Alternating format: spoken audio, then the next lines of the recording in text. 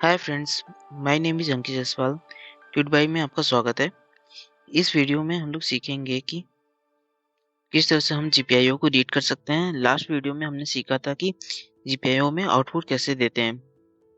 Just like आपने last video में LED blink कराया था। अब इस वीडियो में हम लोग बटन को रीड करेंगे और बटन को रीड करके आप कोई भी लॉजिक बना सकते हैं कस्टमाइज। तो बटन को रीड करने के लिए सबसे पहले हम लोग को समझना होगा जीपीआईओ के स्ट्रक्चर को।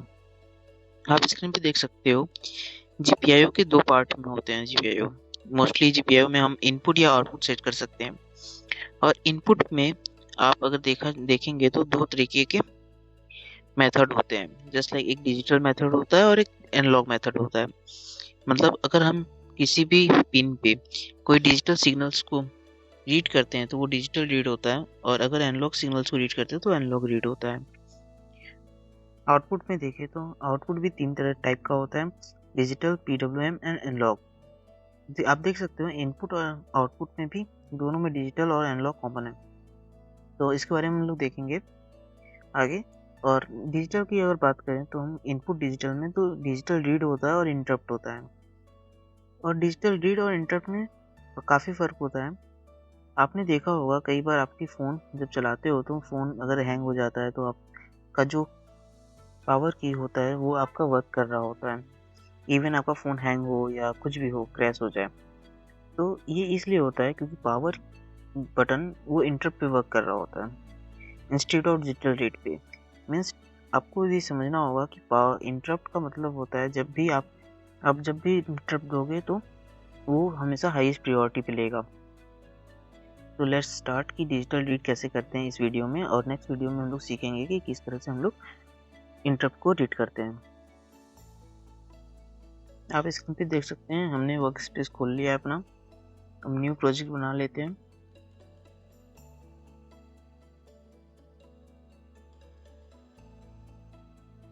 हमने बना लिया और प्रोजेक्ट सेलेक्ट कर लेते हैं SV32 एंड फिनिश।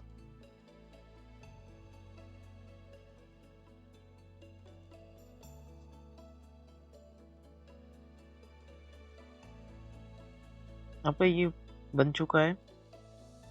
आप देख सकते हो सेम स्ट्रक्चर है जैसा आपने ब्लिंक डेमो में देखा था। हम मेन डॉट सी खोल लेते हैं और आप देख सकते हो सेम स्ट्रक्चर है। आपको याद होगा हमने सबसे पहले क्या किया था, CMake लिस्ट में जाके चेंज किया था प्रोजेक्ट का नाम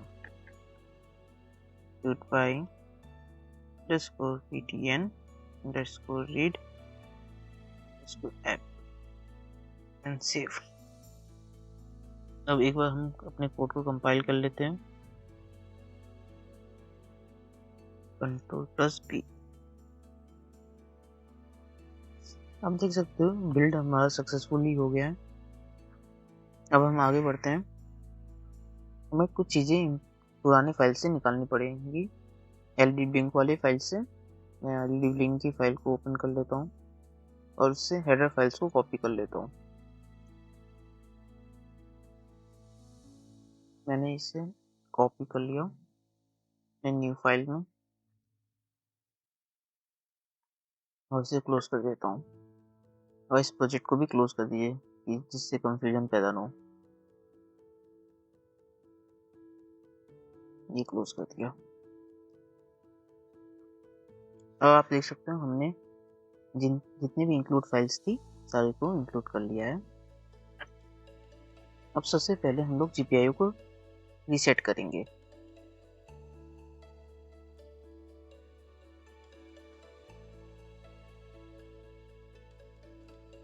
ये फिर से जीपीआईओ नंबर मांग रहा है। अब आपके ऊपर डिसाइड करना है कि आप किस पिन को इनपुट बनाना चाहते हैं। लेट्स सपोज हमने डिजिटल 5 पिन को इनपुट बनाते हैं। आप किसी भी पिन को बना सकते हैं बट वो जीपीआईओ पिन होनी चाहिए।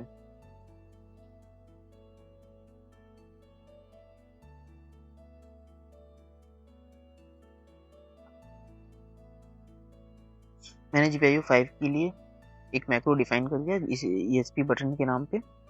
अब इस ESP बटन को मैं पास कर देता हूँ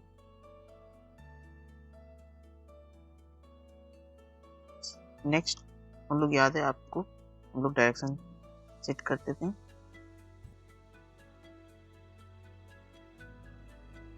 जीपीआईओ के डायरेक्शन को सेट करते हैं, डिस्प्ले बटन। और मोड्स को सेलेक्ट करने के लिए अगेन हम इसकी डेफिनेशन पे जाएंगे और मोड टी की इनम को चेक करेंगे। और इसमें आप देख सकते हैं, इसमें जीपीआईओ मोड इनपुट गया है, तो हम यहाँ पे इनपुट पास कर देंगे। आपका डायरेक्शन सेट हो गया। इस प्रिंटफ फंक्शन को हम डिलीट कर देते हैं और यहाँ पे डेट का चेक लगाते हैं।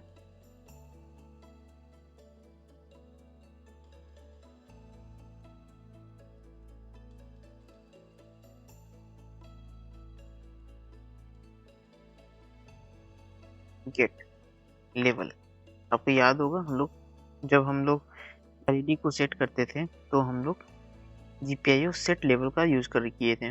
अब हमें गेट करना है, मतलब किसी जीपीआईओ के स्टेटस को गेट करना है। इसके लिए हम लोग जीपीआईओ गेट लेवल का यूज करेंगे और इसमें बटन को पास कर देंगे, sp_button। अब इसका रिटर्न देख लेते हैं कि क्या होता है। इसके डेफिनेशन पे जाएंगे, आप देख सकते हो इसे इंट रिटर्न टाइप है इसका। इट मीन्स जब भी हमें मिलेगा, अगर ये बटन हाई रहेगा या अगर आपका बटन की पिन हाई रहेगी तो इसकी जो गेट लेवल होगी वो 1 होगी, और 0 होगा तो 0 होगा। तो इसको के अंदर हम लोग डाल देते हैं कमेंट बटन प्रेस्ड, और एक और कंडीशन लगाते हैं, इसी को कॉपी कर लेते हैं।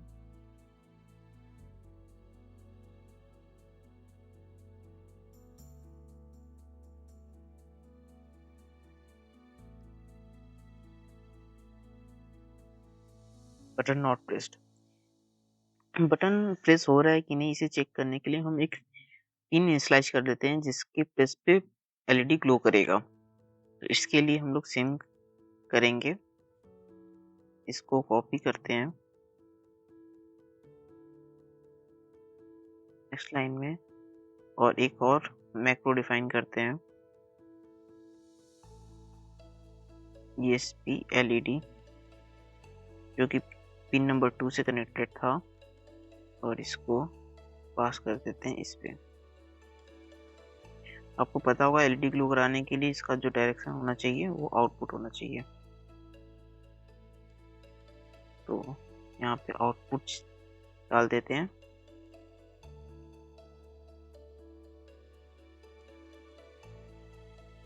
और इस जब भी बटन प्रेस होगा तो जो जीपीआईओ का लेवल होगा वो हाई होगा। बट और ये एलईडी की जीपीआईओ की हम लोग बात कर रहे हैं।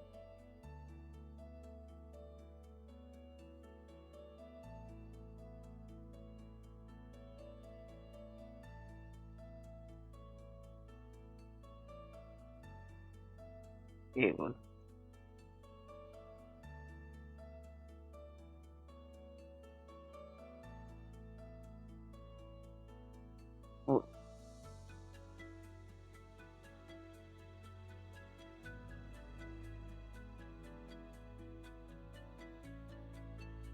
और इस जब रिलीज करेंगे बटन को तो ये एलईडी को 0 कर देगा। और यहाँ पे आप देख सकते हैं यहाँ पे स्लिप लगा हुआ है, तो हमें स्लिप की जरूरत नहीं है, तो स्लिप को कमेंट कर लेते हैं। कोड हमारा कंप्लीट हो गया है, अब इसे कंपाइल करते हैं। अब यहाँ पे देख सकते हैं बिल्ड का ऑप्शन, हम बिल्ड करते हैं एंड वेट करते हैं कि कोई एरर आता है या सारे एरर रिजॉल्व हो जाते हैं। So let's wait. हमारा बिल्ड हो चुका है कोड और कोई भी एरर नहीं आया है। दैट मीन्स हम लोग रेडी हैं कोड को फ्लैश करने के लिए ESP32 पे। So let's configure the ports and flash the module. Setting में जाते हैं, पोर्ट को देखते हैं, पोर्ट में कुछ आ रहा है, नहीं आ रहा है। अगेन लगाते हैं एंड लेट्स सी पोर्ट्स नहीं विजिबल है।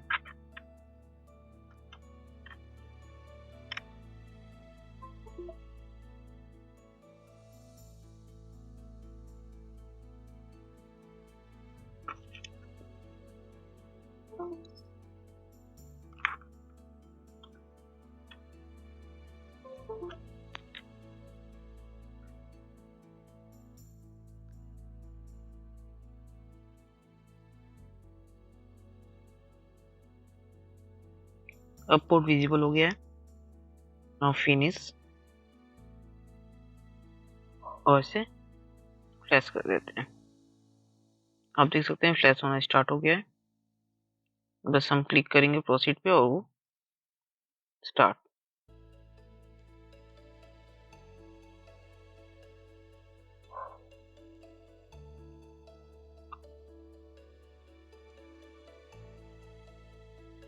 अपने बोर्ड को मत हिलाइएगा।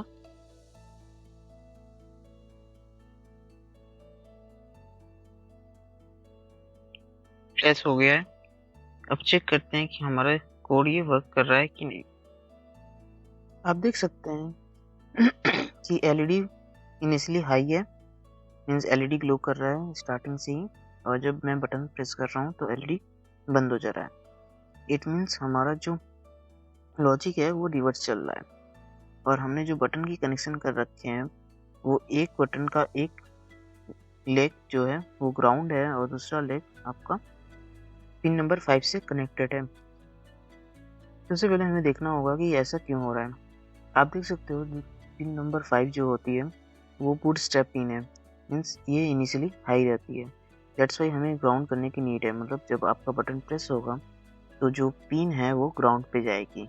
इट मीन्स जब भी आप बटन प्रेस करोगे तो आपका ये वाला कंडीशन ट्रू होगा। तो उसके लिए आपको क्या करना पड़ेगा, इसे हम चेंज करते हैं, ये बटन प्रेस्ड होगा, बटन प्रेस्ड, और ऊपर वाला जो होगा वो बटन नॉट प्रेस्ड पे होगा या रिलीज पे। तो अब हम क्या करना है, अगर बटन प्रेस पे आपको एलईडी को हाई करना है तो यहाँ 0 को चेंज कर लेंगे 1 से और 1 को 0 से, तो आपका ये लॉजिक सही वर्क करने लगेगा। पर अब हम समझते हैं कि बूट स्ट्रैप पिन या बूट पिन क्या होता है। तो कुछ एएसपी में कुछ पिन्स ऐसे भी हैं जो बूट के समय यूज होते हैं या कोड को फ्लैश करते टाइम, तो वो पिन्स रिजर्व पिन्स होते हैं जिनकी इनिशियल स्टेट हमेशा हाई होनी है या उसकी इनिशियल स्टेट हमेशा लो रहेगी। तो उस हिसाब से हमें पिन्स को सेलेक्ट करना पड़ेगा कि हमें किस तरह से उस पिन को यूज़ करना है और किस बिहेवियर से हमें यूज़ करना है, कि हम ईएसपी के जो वो उसके एसडीके हैं उसको हम चेंज नहीं कर सकते। हम उसके एसडीके पे अपना एप्लीकेशन लेयर बनाते हैं। तो ये वर्क इस तरह से करता है कि सबसे पहले होता है आपका बेस फर्मवेयर जिसको हम लोग बूट लोडर बोलते हैं, फिर उसके बाद आता है आपका अपना एप्लीकेशन लेयर, और बूट लोडर के जो लेयर होते हैं उसके अंदर हमारा जो कुछ पिन्स होते हैं जो ऑलरेडी उसकी जो मस्किंग होती है या उसकी जो आपकी इनपुट आउटपुट कंडीशन होता है वो ऑलरेडी डिफाइन होता है। थैंक्स गाइस, आपको आई थिंक आपको ये समझ में आ गया होगा कि किस तरह से हम लोग जीपीआईओ को रीड करते हैं, और नेक्स्ट वीडियो में हम लोग समझेंगे कि किस तरह से इंटरवर्क करता है। अगर आप नए हैं तो सब्सक्राइब कर लीजिएगा, अगर आप इसे यूट्यूब पे देख रहे हैं तो like share and subscribe please. Thank you guys.